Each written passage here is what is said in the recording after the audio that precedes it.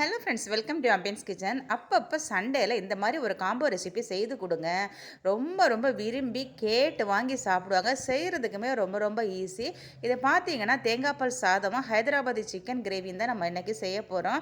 ரெண்டுமே சேர்த்து இந்த மாதிரி சிக்கன் பீஸோடு சேர்த்து சாப்பிட்ட உடனே டேஸ்ட் அட்டகாசமாக இருக்கும். கண்டிப்பாக ஒரு வாட்டி ட்ரை பண்ணி பாருங்கள். வீடியோ கடைசி வரையும் பாருங்கள். அப்போ தான் நம்ம சின்ன சின்ன டிப்ஸ் அண்ட் ட்ரிக்ஸ் எல்லாம் சொல்லியிருப்போம். வாங்க எப்படி பண்ணலான்னு பார்ப்போம். ஃபஸ்ட்டு நம்ம சிக்கன் கிரேவி பண்ணிக்கலாம். அதுக்கு பார்த்தீங்கன்னா மிக்ஸி ஜாரில் ஒரு தக்காளி சேர்த்துக்கலாம். அப்புறம் பார்த்தீங்கன்னா இது கூடவே நான் ஒரு 2 வெங்காயம் எடுத்து இந்த மாதிரி நல்லா ஃப்ரை பண்ணி வச்சுருந்தேன் ஆயிலில்.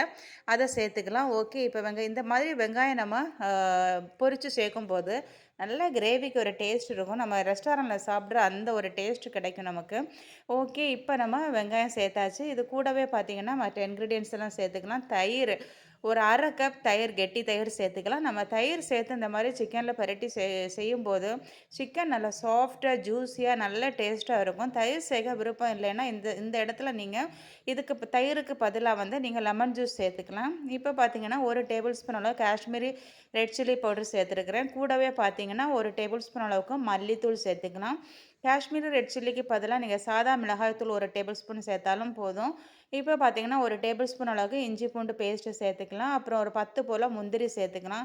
முந்திரி இருந்தால் சேர்த்துக்கோங்க. ஓகே, இப்போ பார்த்தீங்கன்னா இது கூடவே நம்ம ஒரு பிரியாணி இலை கொஞ்சம் ஹோல் ஸ்பைஸஸ் சேர்த்துக்கலாம். ஒரு பிரியாணி இலை, அப்புறம் 2 ஏலக்காய் சேர்த்துக்கலாம். அப்புறம் பார்த்திங்கன்னா இது கூடவே நம்ம கிராம்பு சேர்த்துக்கலாம். ஒரு 3 பீஸு கிராம்பு சேர்த்துக்கலாம். அப்புறம் ஜீரகம் 1 டீஸ்பூன் அளவுக்கு சேர்த்துக்கலாம். ஓகே, இப்போ பார்த்திங்கன்னா இது கூடவே நம்ம கொஞ்சமாக தண்ணி சேர்த்து நல்லா பேஸ்ட்டாக அரைச்சிட்டு வந்துடலாம். ஓகே, கொஞ்சமாக கரம் மசாலா 1 டீஸ்பூன் அளவுக்கு கூட சேர்த்துக்கலாம். சேர்த்து நல்லா மைய பேஸ்ட்டாக கொஞ்சமாக தண்ணி சேர்த்து நல்லா பேஸ்ட்டாக அரைச்சிட்டு வந்துடலாம். ஓகே, இப்போ பார்த்தீங்கன்னா நம்ம அரைச்சாச்சு. இப்போ இந்த அரைச்ச பேஸ்ட்டை நம்ம சிக்கனில் சேர்த்து நான் 1 கிலோ சிக்கன் எடுத்து வச்சுருக்கிறேன். இந்த 1 கிலோ சிக்கனில் இந்த பேஸ்ட்டை சேர்த்துக்கலாம். சேர்த்து கையாலே நல்லா இதை மிக்ஸ் பண்ணிக்கலாம். மிக்ஸ் பண்ணி இதை பார்த்தீங்கன்னா நம்ம நைட்டு இதை மாதிரி செய்து வச்சு நைட்டு ஃப்ரிட்ஜில் வச்சுட்டு ஃப்ரீசரில் கூட வைக்கணும்னு அவசியம் இல்லை. ஜஸ்ட்டு ஃப்ரிட்ஜில் வச்சா போதும். 1 டேபிள் ஸ்பூன் உப்பு கூட சேர்த்துக்கலாம். சேர்த்து நல்லா மிக்ஸ் பண்ணிக்கலாம். ஃப்ரிட்ஜில் வச்சுட்டு நம்ம எடுத்து நெக்ஸ்ட் டே மார்னிங் செய்யும்போது நமக்கு ரொம்ப ஈஸியாகவும் இருக்கும் இந்த கிரேவி பண்ணுறதுக்கு. சிக்கனும் நல்லா ஊறி நல்லா சாஃப்டாக நல்லா இருக்கும். நீங்கள் நைட் வைக்க முடியலை அப்படின்னா அட்லீஸ்ட் ஒரு 1 ஹவராவது வெளியே இதை மேரினேஷனுக்கு வைக்கணும். அப்போ தான் நமக்கு சிக்கன் நல்லா சாஃப்டாக நமக்கு கிடைக்கும். ஓகே, அட்லீஸ்ட் ஒரு 1/2 ஹவராவது இதை வைக்கணும். இப்போ நல்லா இதை மிக்ஸ் பண்ணியாச்சு. இப்போ இதை நம்ம நல்லா மிக்ஸ் பண்ணதுக்கப்புறமா மூடி போட்டு அப்படியே நான் ஃப்ரிட்ஜில் தான் வைக்கிறேன், ஃப்ரீசரில் வைக்கல. ஏன்னா நெக்ஸ்ட் டே மார்னிங் எடுத்து நான் இதை பண்ண போகிறேன். ஓகே, இருக்கட்டும். இப்போ நம்ம மூடி போட்டு இதை வச்சுக்கலாம். இருக்கட்டும். இப்போ பார்த்திங்கன்னா நம்ம கிரேவி இதுக்கு வேறு எந்த மசாலாவுமே சேர்க்க போகல. ஜஸ்ட் இதை அப்படியே ஆயிலில் போட்டு குக் பண்ணி எடுக்க போகிறோம். அவ்வளோ டேஸ்ட்டாக இருக்குது இந்த கிரேவி. இருக்கட்டும் நைட்டு. ஓகே, இப்போ நெக்ஸ்ட் டே பார்த்திங்கன்னா நான் ஒரு நல்ல அடிக்கனமான பாத்திரம் அடுப்பில் வச்சுருக்கிறேன். இதில் ஒரு 2 டேபிள் ஸ்பூன் அளவுக்கு ஆயில் விட்டுக்கலாம். ஆயில் நல்லா சூடாகிடுச்சு. இதில் வெங்காயம்லாம் தேவையில்லை.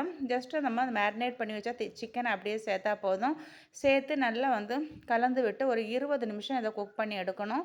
பார்த்திங்கன்னா நடுவில் அப்பப்போ கலந்து கொடுக்கணும். ஒரு 1/2 கப் தண்ணி நான் சேர்க்குறேன். நீங்கள் தண்ணி சேர்க்கலைனாலும் பரவாயில்ல. சிக்கன்லேருந்தே நல்லா தண்ணி விட்டு வந்துடும். ஏன்னா நம்ம ரொம்ப இதை குழம்பா எடுக்க போகிறதில்ல. நல்லா கொஞ்சம் திக் கிரேவியாக தான் இதை எடுக்க போகிறோம். அதனால் சிக்கனுன்ற தண்ணியிலே இது வெந்துடும். பட் நான் ஒரு 1/2 கப் தண்ணி சேர்த்துருக்குறேன்.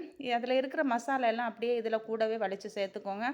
ஓகே, இப்போ ஒரு 1/2 கப் தண்ணி சேர்த்து நல்லா இதை கலந்து விட்டுக்கலாம். நல்லா கலந்து விட்டு இதை குக் பண்ணிக்கலாம். மூடி போட்டு குக் பண்ணும். அப்படியே விடக்கூடாது. நடுவே அதை கலந்து கொடுக்கணும். ஒரு 20 நிமிஷம் ஆகும்போது நமக்கு நல்ல ஒரு திக் கிரேவி எண்ணெயெல்லாம் பிரிஞ்சு நல்ல ஒரு திக் கிரேவி ரெடியாகி வரும். இருக்கட்டும்.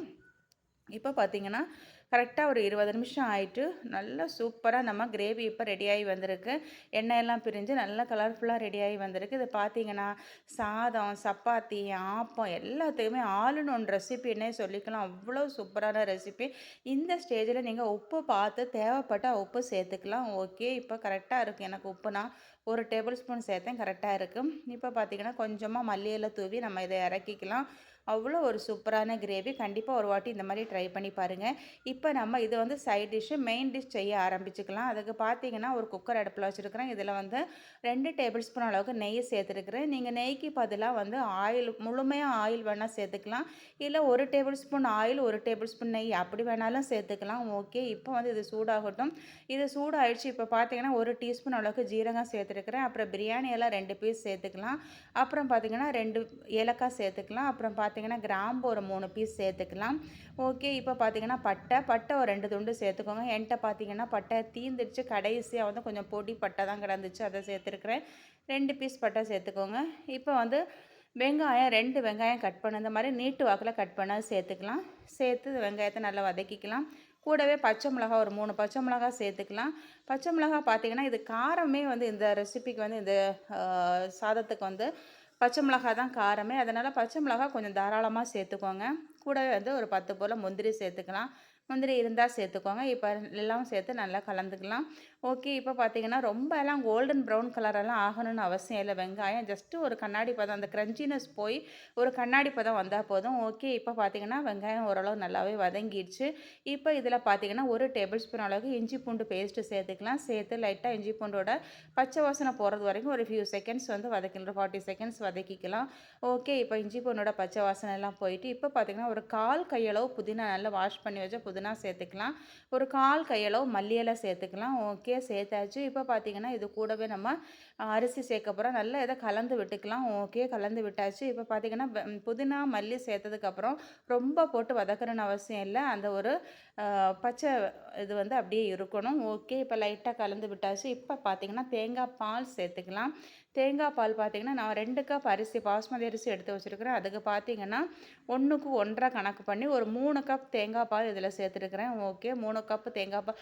ரொம்ப திக்கு பால் தான் வேணும்னு அவசியம் இல்லை. ஓரளவு தின்னாக இருந்தால் போதும். பால் சும்மா எடுத்தால் போதும். நல்ல மிக்ஸியில் நல்ல ஒரு கைப்பிடி 2 கைப்பிடி அளவு தேங்காய் வந்து மிக்ஸியில் தண்ணி சேர்த்து நல்லா அரைச்சி அதை வந்து ஃபில்டர் பண்ணி எடுத்தால் போதும். நம்ம தேங்காய் பால் ரெடி ஆகும். இப்போ ஜஸ்ட் ஒரு கொதி வந்தது நான் அரிசி சேர்த்துருக்கேன். 2 கப் பாஸ்மதி அரிசி எடுத்து 20 நிமிஷம் நான் ஊற வச்சு இதை எடுத்து வச்சுருந்தேன். அந்த அரிசியை சேர்த்துக்கலாம். ஓகே. அரிசியும் சேர்த்து நல்லா இதை வந்து கலந்து விட்டுக்கலாம். உப்பு சேர்க்கணும். நல்லா 1 டேபிள் ஸ்பூன் நல்லா மூழ்கிற அளவு 1 டேபிள் ஸ்பூன் அளவுக்கு உப்பு சேர்த்தோம் அப்படின்னா கரெக்டாக இருக்கும். சேர்த்து நல்லா இதை வந்து மிக்ஸ் பண்ணிக்கலாம். ஓகே. நல்லா மிக்ஸ் பண்ணி நல்லா கொதிக்க விடுவோம். இருக்கட்டும்.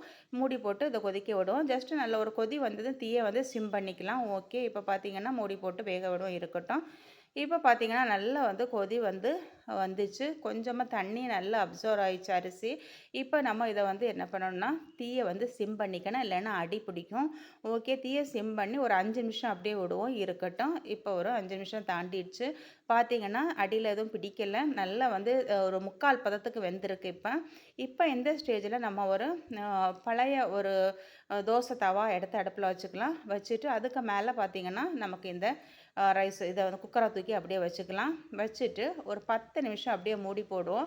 அப்போ இருக்கிற ரிமைனிங் ஒரு 1/4 பங்கும் வெந்து நமக்கு உதிரி உதிரியாக அடி பிடிக்காமல் நல்ல பக்குவமாக ரெடியாகி கிடைக்கும். ஓகே. இப்போ இருக்கட்டும். அப்படியே விட்டுலாம். கொஞ்சம் ஒரு 10 நிமிஷம் இருக்கட்டும். இப்போ பார்த்திங்கன்னா ஒரு 10 நிமிஷம் ஆகிட்டு நல்லா உதிரி உதிரியாக ரொம்ப சூப்பராக டேஸ்ட்டாக நம்ம தேங்காய் பால் சாதம் இப்போ ரெடி ஆகிடுச்சு. கண்டிப்பாக ஒரு வாட்டி இந்த மாதிரி ட்ரை பண்ணி பாருங்கள். தேங்காய் பால் சாதமும் இந்த ஹைதராபாத்தி சிக்கன் கிரேவியும் அவ்வளோ ஒரு செம்மையான காம்பினேஷன். ஒரு வாட்டி செய்து கொடுங்க. திரும்ப திரும்ப கேட்பாங்க.